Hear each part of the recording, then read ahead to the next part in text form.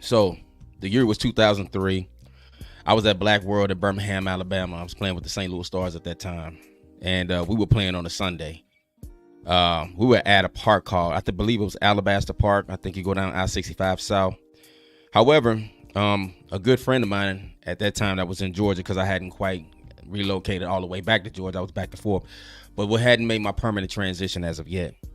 And he approached me, man, after a game one time. He was like, hey, man, you know, my sister-in-law checking you out. She thinks you kind of fly, whatever the case may be. And, you know, we just kind of left it from there. But this was actually, the connection was actually made when I got back to St. Louis, where I was handed a number and things of that nature. And then I was given like the intel. And I eventually called the young lady and we had a great conversation, told her what my plans were and, you know, coming back to Georgia real soon. And, you know, it was a pleasure to meet her indirectly at that time. Little did I know that she was a somebody, right? She was a woman of great financial status. She was a person who had been in the workforce for so many years, had reached a certain level in her career, power over many people, very prestigious woman, very attractive, you know, and for her to be her age, her body was on point, you know. So anyway, you know, we kind of talked about it, like we came up with a plan and she was able to help me do that. Now, let's just get one thing clear. I'm not no bum ass nigga. I don't lean on no woman, don't depend on no woman, don't want to live with a woman. But, you know, I wanted to get back to Georgia, you know. Now, the thing that I wanted to make clear was I didn't know if she was necessarily the one as far as a love interest or being a catch. But I knew, let's just be real, I knew moving down there would be certain romantic obligations that I felt like, you know, I probably would have to give the young lady. And sometimes people can be they can be confused or not fully understanding what the situation is. One person is thinking one thing and the other is thinking the next, right? You know, I'll be feeling like my lips was chapped, right? So I gotta go ahead and black owned product, right? Yeah, I don't even know what this is, man. I get so much stuff by people, man. I just be forgetting this stuff. Maybe it can focus right there. I don't know. But anyway, when my cousin be talking about, you look moist. Anyway, so got to Georgia and I walked into Georgia with a job, a great job, a high paying job. It was also a very stressful job, but at the same time, you know, I moved in with her and her son at that time, and this was out in Douglasville, Georgia.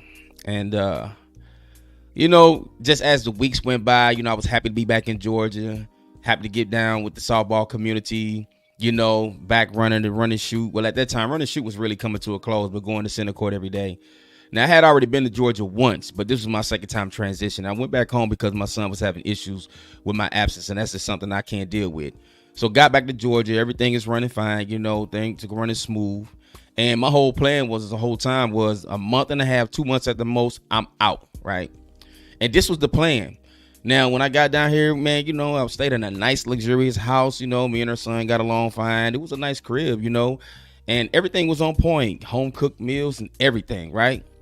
But as time went on, I began to notice some things, right? Whenever me and my partner, man, would want to go out on a Friday night and just get out on the town, I was always threatened, well, if you do anything, you know, saying such and such, he gonna tell me.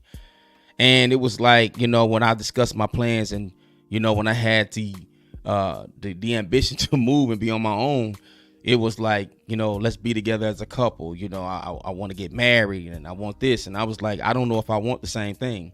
But I was also propositioned that she wanted another child and that I was the recipient that she wanted to have the child from.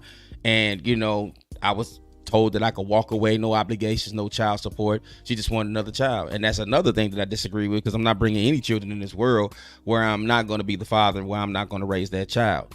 And I was offered a nice little financial package. Now, you know, when I think about my life, when I really sit and think about my life, man, I've experienced and did some serious, my life is kind of interesting to a degree. And I ain't no celebrity. I'm not a well-known individual, but my life has a lot of pockets of, situations that have taken place, but this is just one of them. Now, I've hardly never ever talked about this, but I'm talking about it now for the purpose of the title. So, you know, that was a bit of an issue. And then it's like every time I wanted to leave the house, every time I wanted to go do something, it was an issue. Or like when we would go out to like outings and gatherings, and she watched me like a hawk. I couldn't do anything. I couldn't so much as go to the bathroom without her thinking that I was going to meet another woman, right? And this shit was getting crazy. So it eventually got to the point where I'm like, listen, you know, I don't want to sleep in the same bed with you. I want to sleep in a different bedroom. And, and that's fine. Now, people know that I'm a book reader, and she always noticed that I read books. And she would always walk up on me and ask me, hey, what you reading? I'm like, I'm reading, just to give an example, something like maybe the Behold a Pale Horse, A Message to the Black Man by Elijah Muhammad, or, My Bond is My Freedom by Frederick Douglass, And she would always say, you reading those dog books. You reading those dog books. And I didn't know what the hell a dark book was. But one thing that I knew, she was also a woman that hang with women of great status. All her friends they were like money. They were stacked, right? And they had bodies out this world. I'm looking like, what the hell is this? And this is way before the explosion of reality TV, when you see the housewives and all these black women in their 40s and 50s, man, looking like young girls just living it up, because she didn't have to work. All she did was shopping and just enjoyed her life. However, I began to start to feel like a caged animal, a monitored, tracked species, right? And I'm like, yo, this shit is cap. So when I was away in that work, I was at peace. But when I had to come home, it was like I didn't want to be there. Now, maybe a week or two later, I experienced what they call a witch riding your back. And the witch riding your back is when you want to move, right? Your body wants to move, but the mind is doing something else. The mind wants to move, but the body does not. That is a very real thing. The second time I experienced that was on the day after my grandfather had passed, with a witch riding your back. That is a very real thing. And I'm like, what the hell is going on? What was that all about? So I got up, and I used to always leave and go out for work early in the morning, like 3 or 4 in the morning, because leaving Douglasville to go all the way to Roswell, Georgia, you can imagine the commute. But she would always sit in the dark in a silhouette every morning I left for work. I'm like, that's strange as hell, right? So it eventually got to the point, man, we were out somewhere, and I stopped to visit my aunt in Northeast Cobb. And my aunt, we didn't go in the house or anything. I forgot what I had to stop by. But my auntie reached out to me and told me, get out of that woman's house. Now, when my aunt, who I love so dearly, like my aunt is everything to me, like she ain't ever changed. But when she told me to get out of that woman's house, I made a plan to get out of that woman's house. And I began to start to have these strange feelings and emotions, right? Then I began to notice a thing that I hadn't noticed. There was a doll that always sat outside my bedroom, and I didn't pay it no mind. But this doll had been sitting outside my bedroom for weeks, but it wasn't there prior. And I'm like, damn, is this doll got a correlation? Because the doll was bald headed with coveralls on and everything. I'm like, where the hell did this doll come from? But I didn't pay this no mind. So as time went on, I began to notice another thing. Whenever she cooked for me, she cooked for me. Her and her son had something else, takeout or something else. But when she was cooking for me, that was my plate and my plate only. And it was sat out. And then I began to be like, you know what? I already ate. And that was a problem. Becoming upset and fiery about it, right? So eventually I'm like, yo, this is real. So now when I'm going in that bedroom at night, I don't have peace. I ain't sleeping. I got one eye open, right? The TV on to keep some type of light on. And I'm not a spooky individual, but I'm telling you, this was a real situation. So one day she told me I'm going out with the girls today, as she always did. And I lied about going to work. I wait till she hit that block. I went right back and I cleaned out everything. It got the hell on. Everything, and got the hell on. When she got back, she was enraged. And she told me, I wish I'd have known you was going to do that. And the way she said it gave me the confirmation that this woman was on some straight bullshit. But with her saying, you always reading those dog books. You always reading those dog books. I began to ask people what the hell a dark book was. And a dark book is a book of witchcraft. A lot of people say that's cap. A lot of people say it's voodoo. And I do understand this. Now, listen, let's understand one thing about it. When you're dealing with the spiritual realm, you're dealing with some serious things. I met a young lady from the BR, Baton Rouge, Louisiana, who admittedly opened that she knows a lot about it, but she don't tamper with it because there are certain things and certain spirits that you just don't tamper with, certain things that you just don't open. But I also understand, too, when it comes to the ancestral rituals, let's get it understood that while our ancestors did have deep roots in voodoo, hoodoo, whatever you want to call it, black magic, there was also a good side to it and there was also a bad side to it. It's just like that book, The 48 Laws of Power. That book it's a very deceitful book, but you can use those rules for good and you can use them for bad. So let's not get it twisted. I'm not going to paint a brush and say all of voodoo is bad, Because we understand that we was raised in the church and we wasn't raised to understand voodoo and our ancestral culture. We're going to look at it as something evil. But let's not get it twisted. All voodoo ain't good. All the witchcrafting ain't good. Most of the witchcrafting that black women, the modern black woman, is doing is to cast a love spell. And this is very real. And listen, I'm kudos and I'm happy for anybody who is a melanated being who breaks for freedom to practice these certain cultures for mental peace, physical peace. I saw a clip where one woman said she'd been in church her whole life and Jesus never answered any of her prayers, but voodoo did. Who am I to judge that woman to say whether she's right or wrong? However, again, let's not act like the dark side of voodoo does not exist, because it does. And when you're dealing with the spiritual realm, see, people talking about, one thing that,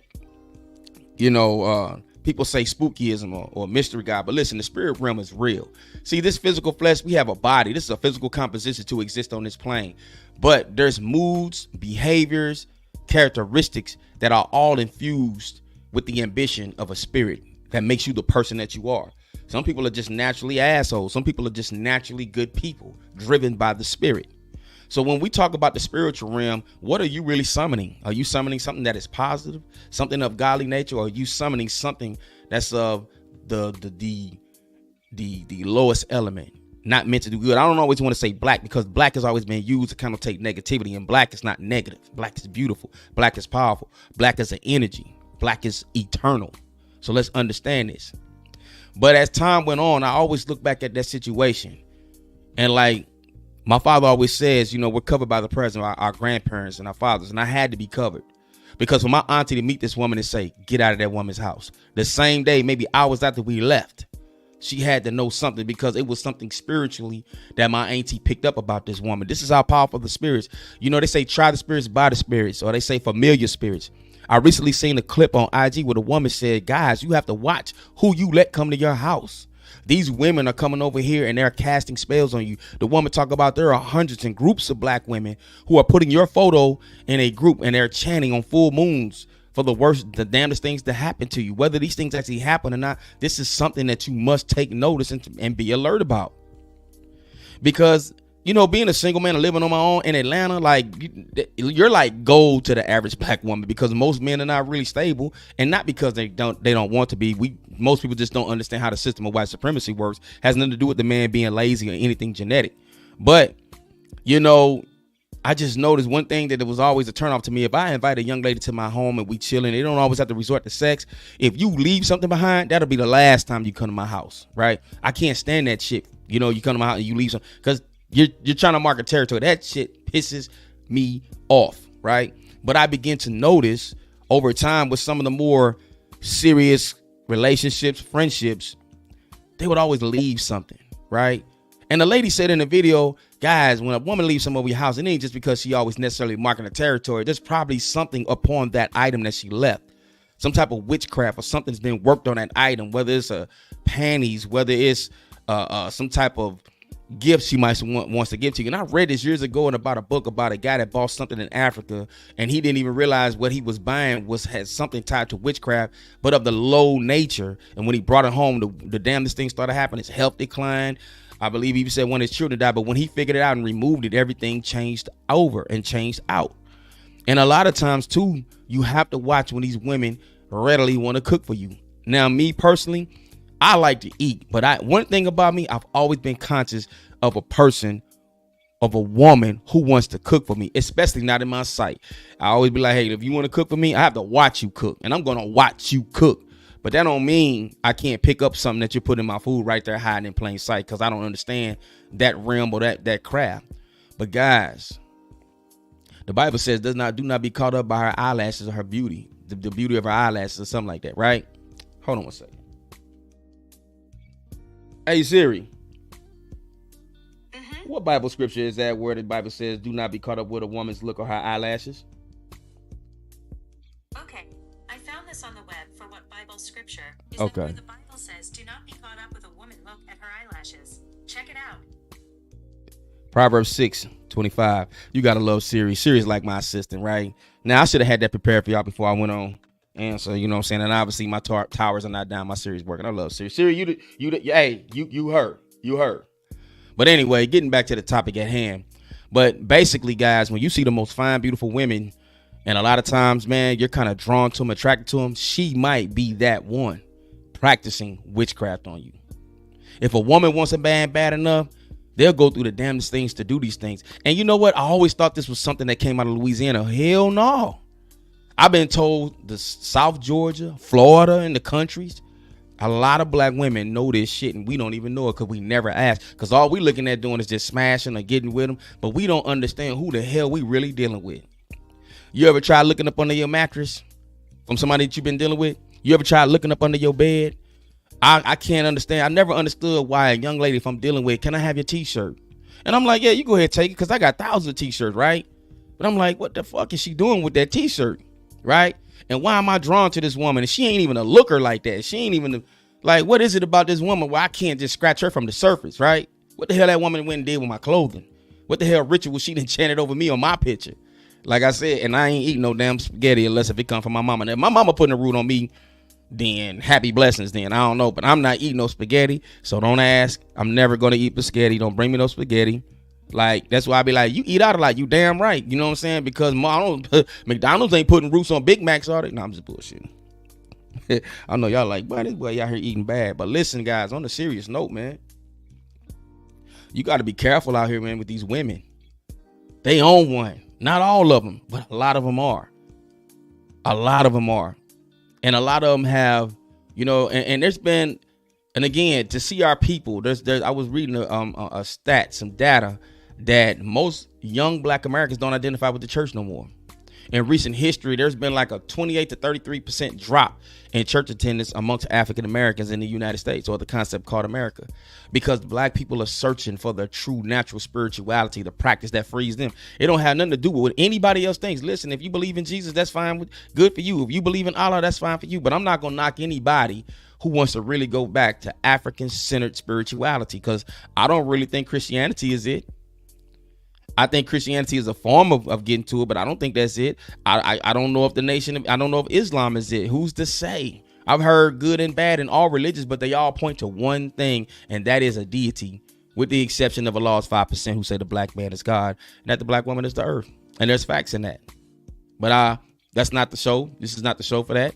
And you know what? I'm going to get some 5%ers on here sooner or later, because I know people will be like, what's up with the 5%? And I could never tell you just to Google that, man, because that culture is just too heavy and deep. You have to talk to somebody who knows the culture and can break it down, because it is a culture that I respect. Even though I am not active in the culture, it is a culture that I will always respect, because there is no other culture like the 5%. I always say you could be a Christian all your life and nobody don't know whether or not you know your Bible, but you can't be a part of the 5% nation and not know your lessons. They're going to make sure you know your lessons, your supreme alphabet, your supreme math, your student enrollment, your 1 through 14, your solar facts, your actual facts, and the milk and honey, you know what I'm saying? The 1 through 40, right? But guys, be aware of what's going on here with these women. Watch them when they come over to your house, right? Especially like if you on the level where they stay at your house and y'all in a serious commitment in a relationship, you must watch things that change. Always check up under your bed, check your mattresses, check, you know, what clothing is missing. You know what I'm saying? Did she come to clean up your house and wanted to rearrange things? Little things such subtle as that. And you know what? Let me tell you another thing that this young lady said in this video. A lot of witches attend church. I'm going to say it again. A lot of witches attend church. That's why a lot of times, man, you know, and the woman said she had a toxic relationship with Jesus and it was hard upon her. And her father was a pastor. And it was, you know, it was a very triggering conversation, not because I disagree with her, not because I judge her and think she's wrong, but it's serious out here. But people underestimate the realm of the spiritual world, and it's very real, y'all. It's very real. You know, vibe ain't nothing but spirit. When you say, man, I ain't vibing to them, that's spirit. When you really like somebody, you vibing to them, that's spirit. So we got to be careful out here with these women, gentlemen. I don't know. I don't hear too many guys. I've never heard a guy say, yeah, I practice witchcraft and hoodoo. And most of the voodoo priests that I know who are brothers, they're not practicing to get a woman. They're practicing for spiritual elevation, peace, health, harmony, prosperity. I've never heard of, because I know two, and I never heard them say, yeah, I'm trying to get this girl over here, so nah. But guys, be careful, because she fine as hell, but she just might be practicing witchcraft. This is the place where we bring it sexy back to the everyday hardworking men and women who impact your life within close proximity. We want to rise above this madness, which is called black culture. And let me tell you something. Today is a triple header. But the Tonight Show is going to be quite triggering because we're going live tonight with Dr. Lex Harris. And we're going to be talking about sexual trauma bonds, part 2, the secrets in many black families. Dirty uncles and aunts, priests, you might not want to attend this one. Because now you're on notice. You're in the hot seat. You on the clock. We got the scope on you. And we're going to open it up tonight. And we're going to talk about it all. And coming Tuesday, I got Brother Winter, who's going to be coming on talking about black men dealing with ED and the herbs that you could do to counter it. Because, hey, let's keep it a buck. I had a conversation the other day with a young lady like, listen, I don't give a damn what you tell me. Sex is powerful. And sometimes sex is more powerful than love and a commitment. The body wants what it wants, and the body craves what it needs. Guys, we got to take care of ourselves because y'all be laughing when I say, hey, look, I'm trying to knock somebody's daughter out till I'm 80 years old. I'm not playing about that. I had a conversation with a young lady, and I said, listen, if we were married and I began to experience ED and there was nothing we could do about it, I'll divorce you because I'm not going to even trap you like that. And I ain't finna be using my tongue 365 days a year. That ain't happening. If I can't get you right in the bedroom, if we wasn't already married, which, I'm 51, we ain't going to have no 20, 30 year history. I don't know. I may live to be 200. But if I can't get you right in the bedroom, I ain't keeping you. I understand about death to you part, man. The hell with that. You can go out and get cut. You can get what you got to get. We could be the best friends, but we ain't going to be married. Because I just feel like as a man, you know what I'm saying? Why bind to keep anybody in bondage like that? And I don't want to hear all that politically bullshit. Oh, I'm not leaving. No. Yes, you are. Go get you one of them young boys that can run all night long, whatever. Or if I had to go to a home, I don't have a problem with. I don't want my children's lives and my family's lives to stop because I'm in a home. You know what I'm saying? If I'm in a home, I'm caretaking. Live your life. I don't, hear from you, see from you every now and then. That's a good thing. But see, I'm a little bit different when it comes to that. I don't want to burden nobody. I don't want to be a problem for nobody. So go on and live your life. I'll be all right. I'm gonna be just like that man in that the show, All the Queen's Men. Well, the Madam Father. Yeah, that's me. Yeah. Yeah. They be like, Daddy, they say you healthy enough to come home. I'll be like, no. They be like, why? Yeah. Nah.